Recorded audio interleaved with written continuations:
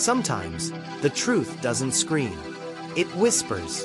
And sometimes, that whisper is ignored for years, drowned out by power, by prejudice, and by lies. But here's the thing about truth. No matter how long you bury it, no matter how heavy the dirt of corruption weighs down on it, it waits.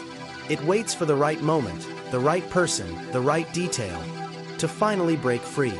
This is the story of a man condemned by lies, and how a single, forgotten detail cracked open a cold case that no one thought would ever see the light of day again. 10 years ago, in a quiet suburban town where everyone knew everyone, a young man named Daniel Brooks was accused of a crime he swore he didn't commit.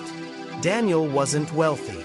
He didn't have influential parents, or expensive lawyers, or powerful friends in high places. What he did have was a reputation. A good one. He was quiet, hardworking, the kind of person people described as respectful. But reputations mean little when envy and prejudice step into the room. The case against him was flimsy. The evidence was circumstantial. But the prosecutor painted him as a reckless young man looking for trouble. And the jury, they saw what they were told to see. Not Daniel, the son who worked double shifts to help his mother, but Daniel, the outsider, the scapegoat. "I didn't do this," Daniel whispered, standing before the court. But his voice was drowned by the polished words of lawyers who treated his life like a stepping stone for their careers. And so, Daniel was branded guilty, not just in court, but in the eyes of the community. His friends turned their backs. His family carried the shame. His name, once clean, was dragged through the mud. Meanwhile, the real culprit? They walked free. The years passed. Daniel served his time, carrying a label he could never escape. Even after release, he was still a prisoner. Doors closed before they opened. Employers looked at him like a risk, not a man. And neighbors whispered when he walked by. He had lost everything. His youth, his reputation, his chance at a normal life. But there was one person who couldn't let the case go. Detective Harris. An old man with tired eyes and a restless conscience. He'd been there during the trial, sitting in the back row. He'd seen how rushed it was, how much was ignored. And though the years had piled up, so had his doubt. One late night, as Harris sat at his desk, flipping through old files before retirement, he found it. A small piece of paper. A parking receipt. Time-stamped on the exact night of the crime. At first glance, it seemed meaningless. But Harris had a hunch. And in that hunch, Daniel's hope, long buried, began to stir again. Reopening a cold case is like walking into a storm. The prosecutor who had built their career on Daniel's conviction scoffed. "You're chasing ghosts, Harris. Don't embarrass yourself." But Harris pressed on. Everywhere he turned, he faced resistance. Files went missing. Witnesses were unavailable. Old colleagues warned him to stop digging.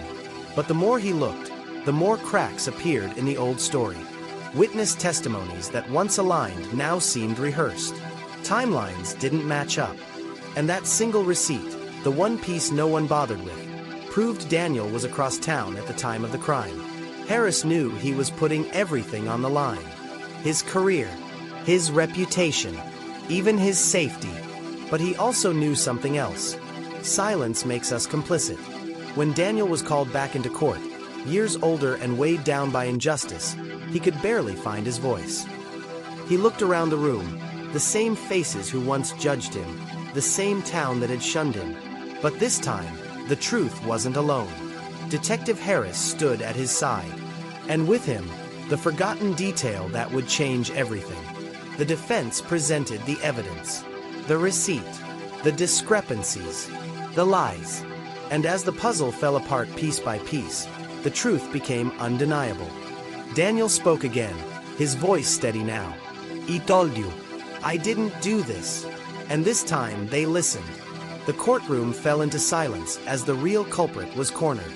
Trapped by evidence, exposed by truth, they could no longer hide behind wealth, power, or lies. The jury, once blind, now saw clearly. Daniel's name was cleared, his record expunged, his dignity restored. But here's the thing about justice delayed.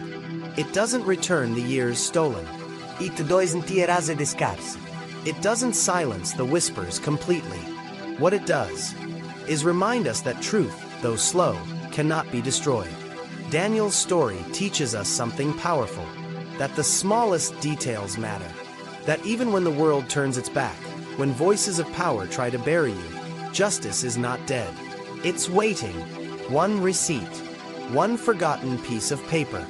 That was all it took to bring the powerful crashing down and give an innocent man his life back.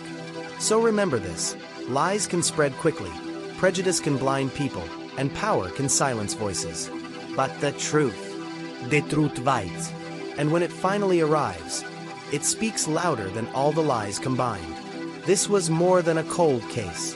This was proof that no injustice lasts forever. Because sometimes, all it takes is one forgotten detail to crack open the darkness and let the light pour in.